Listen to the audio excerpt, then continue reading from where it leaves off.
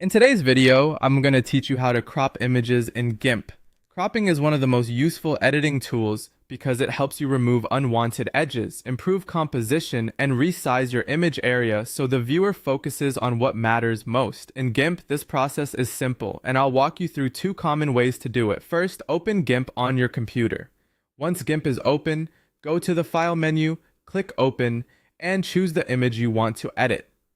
After your image appears in the workspace, head over to the toolbox and select the crop tool.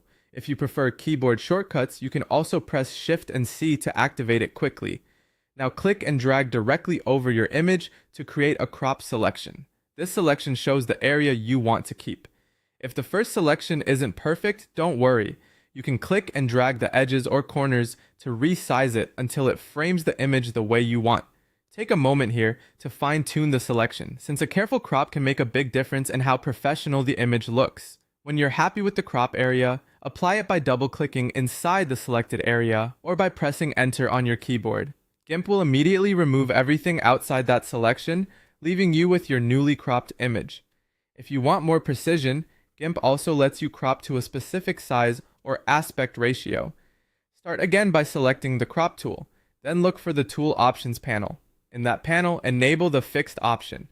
This tells Gimp that you want the crop to follow a set rule instead of being completely freeform.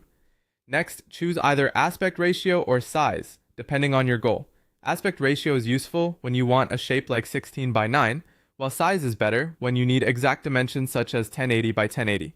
Enter the dimensions you want, then click and drag the crop area over the image. Gimp will keep the selection locked to the settings you chose, which is especially helpful for thumbnails, social posts, or images that need to match a required format. Once the crop area is in the right position, press Enter to complete the crop.